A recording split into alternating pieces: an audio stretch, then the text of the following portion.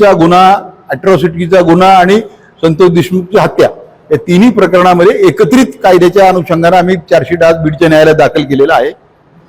आज चार्जशीट दाखल केली असल्यामुळे तपासाचा एक प्राथमिक असा टप्पा पूर्ण झाला असं म्हणायला हरकत नाही.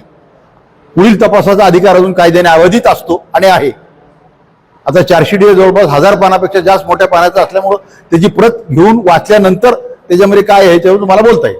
आता ह्या मोमेंटला चार्जशीटमध्ये काय आहे हे याच्याबद्दल प्रतिक्रिया देणं शक्य नाही. मात्र तपासी यंत्रणांनी जो तपास केलेला आहे त्याचा आरसा समोर येईल असं वाटतंय का? त्याचा आरसा म्हणजे एकंदरीत वाचल्यानंतरच मी बोलू शकेल ना. चार्जशीट वाचल्यानंतर त्याच्यामध्ये काय आहे, प्रत्येक आरोपीच्या विरुद्ध काय पुरावा हे मला सांगता येईल. यामध्ये कृष्ण आंधळे हा फरार आहे. हो, त्याच्या संदर्भात त्याला फरार दाखवूनच चार्जशीट दाखल केलेलं आहे. चार्जशीट कधीपर्यंत मिळेल सर तुम्हाला? आता ते आज तर दाखल झालंय. आता ते उद्या स्क्रुटिनी होईल, नंबर पडेल, मग त्या सगळ्या कायद्याचे सोपस्कार पार पडल्यानंतर मला एक कॉपी मिळेल. तपास यंत्रणा दिली ना मला.